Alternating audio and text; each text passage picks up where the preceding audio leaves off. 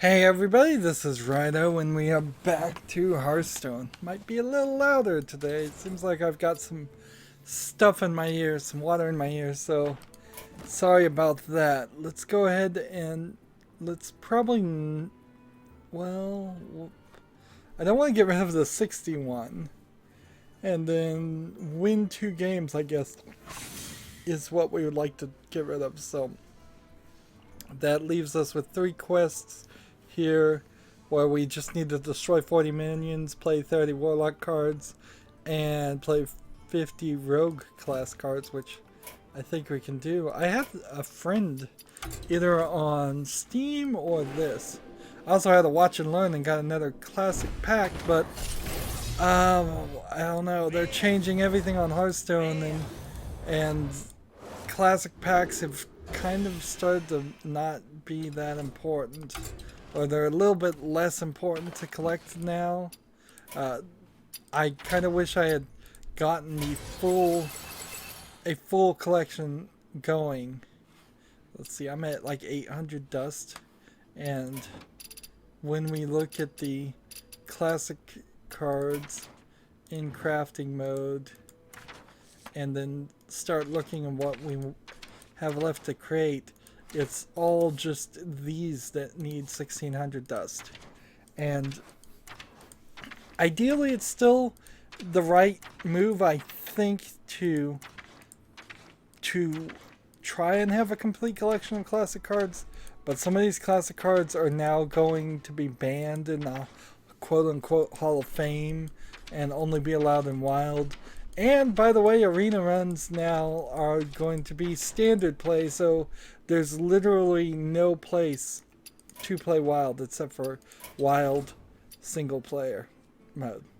Like, Tavern Brawls are their own thing, and we have a new Tavern Brawl, and standard plays. And it seems kind of surprising that people don't get that they really don't want people to play Wild, but they can't just ban a significant portion of their cards from being played in their game completely. They want everybody on standard, and they're trying to force people into it. Let's see. The Legends of Azeroth are playing Clone Ball. Your team is random legends, each cloned 4 times. Get to it. Alright, so if they're random legendaries, we could, I guess, take the rogue if we even have a choice here. Though I don't think we're going to get very far with any of the other quests. So my boogie board, which was this electronic digital whiteboard, has just broken, and I've had it for a pretty short amount of time, like 6 months, less than a year definitely, and I didn't buy it used or anything. I may have bought it clearance, and it just stopped working. I thought it was the battery. Got some 2016 batteries, which are incredibly expensive, incredibly small button style batteries, to replace it. Didn't work when in replacing the battery, so then I ended up with 2 2016s, which I stacked together and put in a remote that needed a 2013.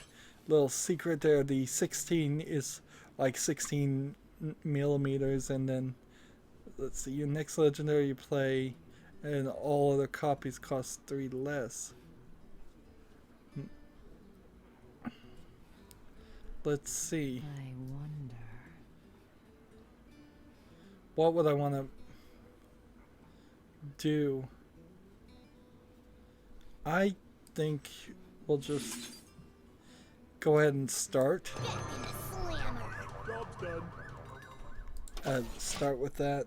It doesn't seem like there's many legendaries you'd be able to play on the first turn anyways. This is going to be an interesting Tavern Brawl. It's not going to be very helpful for the other quests though, so once I get 1 victory I'll be done with it. So yeah, the boogie board, don't get it. I've ordered from Amazon a replacement just dry erase marker board, and that something that's a little bit bigger because I was running into some scenarios, some 3 days or 4 days in this case, because I got a watch and learn quest, and sometimes I get watch and learns and then play a friend on top of it, and it is potentially 5 days between a recording session. I don't think I've ever gone 6 days without accidentally missing a day, which I might have done at some point, but I doubt it. What's this one? At the start of your turn, destroy a minion. Destroy this minion and draw 3 cards. Alright, so this. Now, do I want to destroy another beast? No. Do I want to add a spare part to your hand? Do I want to summon this? And see, I'm just going to go ahead and Here we go. kill that so he doesn't get 3 cards.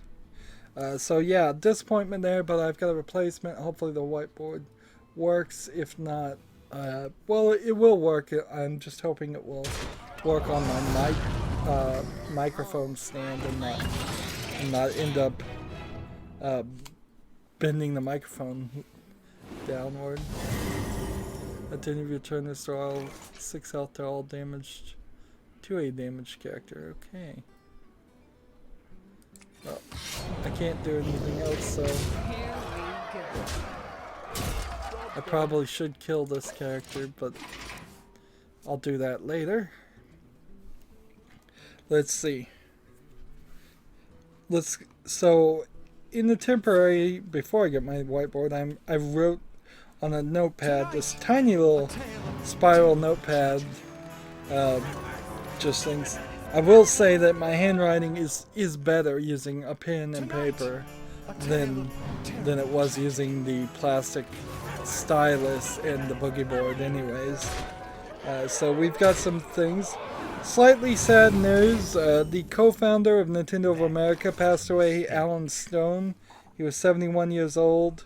I am not sure Alan Stone has really had too much to do with Nintendo for quite a long time, actually. If we're just gonna be honest, it's not like, do I have a beast I can destroy? No, I just have a bunch of mechs. The only beast I could destroy would be my own. Which, why would I want to do that? Let's negotiate. You concede, and I'll let you live. Oops. A new acquisition. That was a mistake. Too soon. Immune this turn. Here we go. So yeah, Alan Stone, in a lot of ways, Alan Stone, I imagine, is just like the people who started Atari and some of the early video game companies.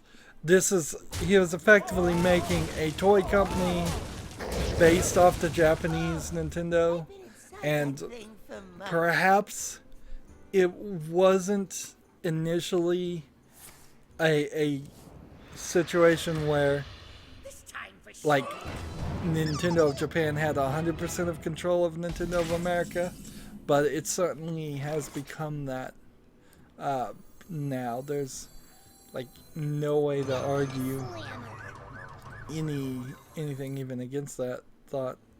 I guess I could destroy a beast. The thrill of the hunt. Here we go. So he, in a similar way, people that made Atari are important people, but they were really just businessmen trying to sell toys to kids. If you want to get into what is practically ancient history nowadays, you can probably get some interesting stories around around like how things went down and such, but mostly at 71, I imagine he hasn't had anything to do with the entire industry or Let's negotiate. You can see it, and I'll or anything. So I mean, I'm not downplaying it. I'm just saying he's old, and because of that, he was just not involved. Let's see. I wish I could kill this guy and save myself some health, Here we because go. here I'm gonna lose if I don't. Well, I'm probably gonna lose no matter what. Darn it. Moving on to the next topic. Jim Sterling's lawsuit was dismissed with prejudice upon agreement of both parties. Now, the lawsuit, interestingly enough, as I was reading the article, includes several accusations of libel, slander, and even assault.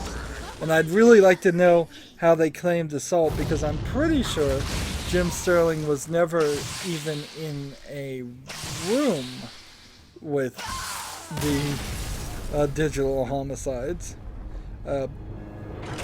And frankly, it just comes down to, they were asking for $10 million, and they tried to also sue, Digital Homicide also tried to sue 100 Steam users who had given their games bad reviews, sue them without actually even knowing their names. And they, I believe, were also threatening to, or trying to sue Steam itself and Valve to get the names or to include them in the lawsuit. And everybody in general is saying this is a great thing for Jim Sterling, but the truth of it is that they both agreed to pay their legal fees, and at the end of the day, Jim Sterling probably paid a lot more in legal fees to defend himself on this lawsuit than Digital Homicide paid to bring this lawsuit. And there was, in Jim Sterling's explanation of exactly what would happen if the lawsuit continued, I imagine the lawyer sat them down and slowly, carefully explained to them that that they have spent a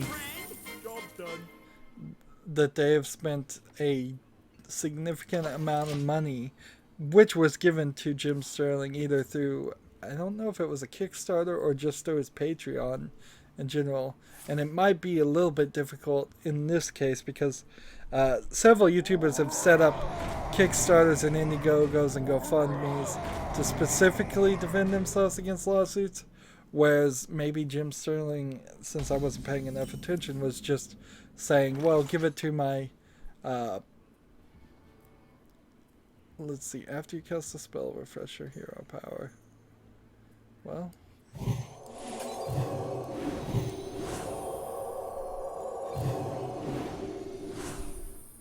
no time. At the end of the day, I don't think Jim Sterling actually makes any other money but through his Patreon and through his fans. I don't think he works for anybody else.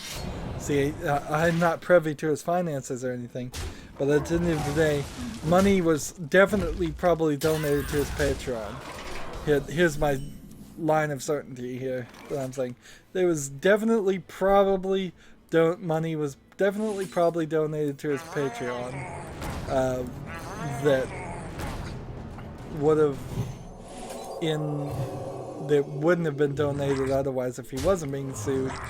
And so that money has gone to a lawyer now, and none of that's going to get recouped.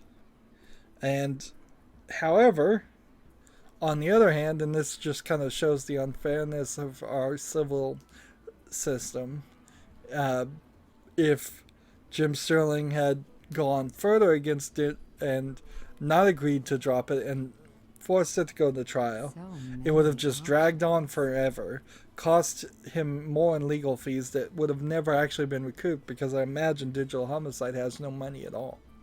That's one of the things here, is that they did try to kickstart.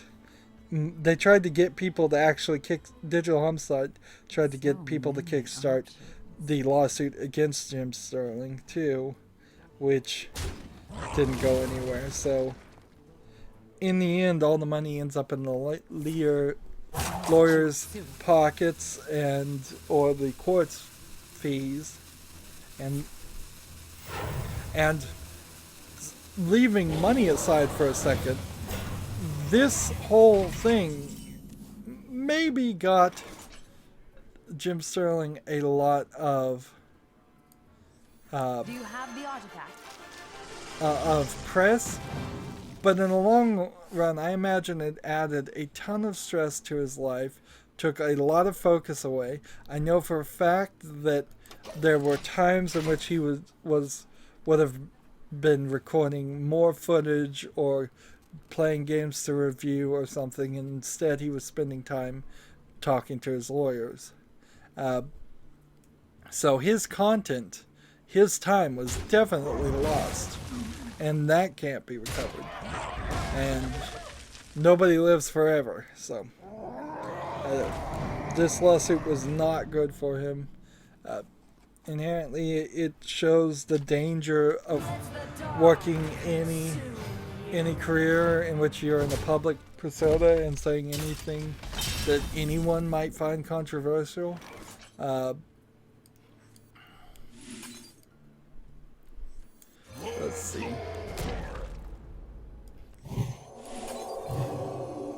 Job's done.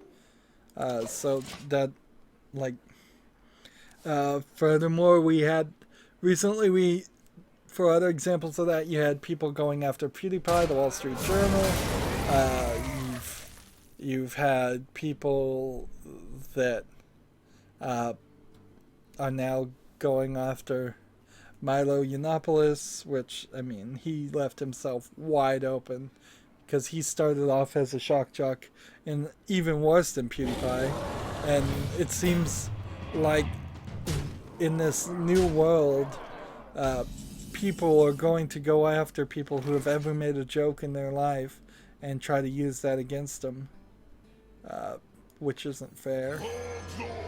And nuance and context and comedy are going to suffer horribly in this new world if that becomes the case. And of course, you know what, this is stuff that I have kind of experienced throughout my life. I won't say all my life, but there have been definitely times in my life decades ago where I would make jokes and people would try to make a huge deal out of it and discredit discredit me, and ruin me. And it's just now on a bigger stage because there's more people in the world, more people on the internet, and so it's nothing new. It's just kind of silly, petty, and stupid, and then that kind of sucks. Another issue is YouTube, and it's being unhelpful in these cases. YouTube was specifically unhelpful for kicking out PewDiePie, which, by the way, I just saw an ad today for YouTube Red, and this still has a picture of PewDiePie, so they haven't scrubbed that hard to remove Do you have the artifact? remove him from that ad, I suppose.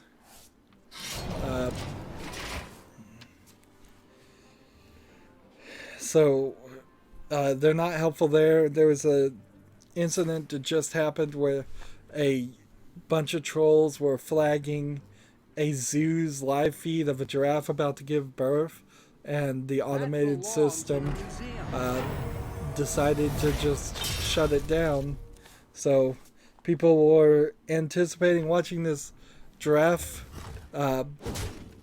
giving birth, which would have been a highly educational, informative thing, and probably some schools out there, some classes were watching that, and then it just gets shut down by YouTube.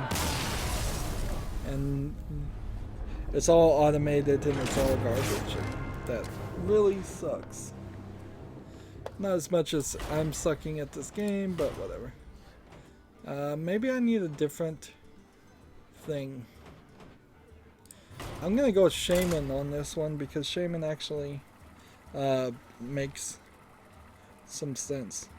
Yeah, I don't want to get into a rant though, and I think I quite skillfully there just managed to mention some of the things that have happened recently and then move on. So I'll move forward. Australians must start paying a 10% general sales tax in July on Steam. Tax will be included in the shown pass.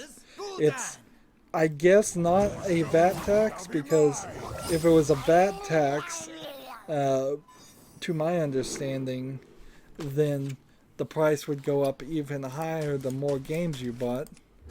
I think that's how that works. Or the percentage would go higher. 10% tax in Australia. That's pretty bad compared to the amount of sales tax I pay where I am. But probably not too awful. It could be worse. Means that if they go to buy a $60 game in Australia, which by default are already several dollars more expensive in Australia, they probably are going to end up paying $70 or $80 even for games. Again, this is probably another example. Usually we see Europe doing this to Google, but this is an example where Australia is specifically targeting Valve and Steam, and it's because of Australia that we got the refunds, and that's a good thing, but it is also because of Australia that things like this happen. The scourge will consume you. Right. Let's negotiate. You concede, and I'll let you live. You had your chance. There we go. I didn't know he said you had your chance in the second time. In general, Australia seems to be particularly obsessed about video games and hating them and censoring them, and I think if the Australians should probably complain to their congressmen and their political leaders, or if they can't do that, overthrow their political leaders if they won't change. But I mean, that is a very, very probably low priority for any actual interesting. Save some extra ones. This is a well played move here.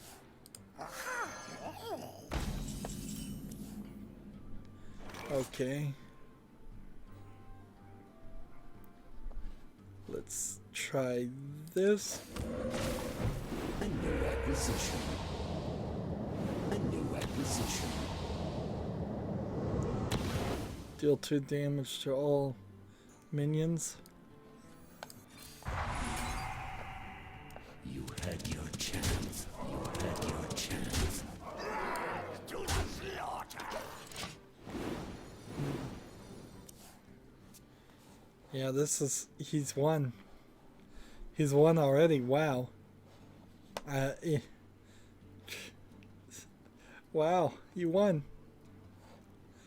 I mean, he could just hit me in the face and do more than 30 damage. The Final Fantasy, I believe, 7 remake main story is almost completely voiced, which is to say not much, honestly. All that really means is that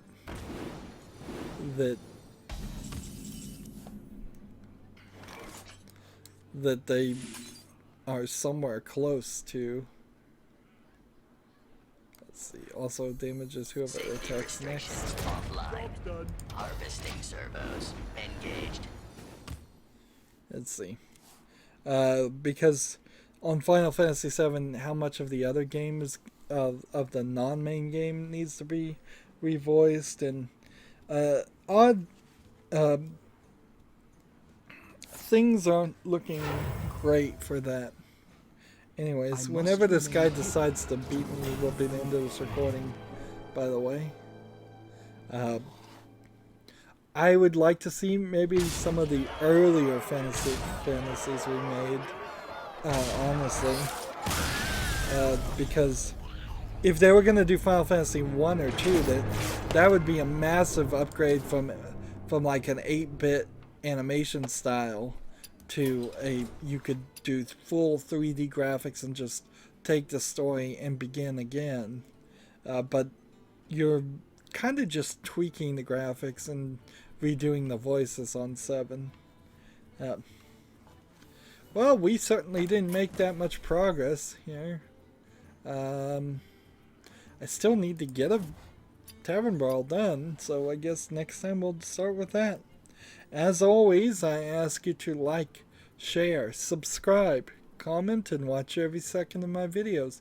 If you want a friend or follow me on basically any social media sites, there's a whole bunch of links down below. Thank you for watching. Have a good evening.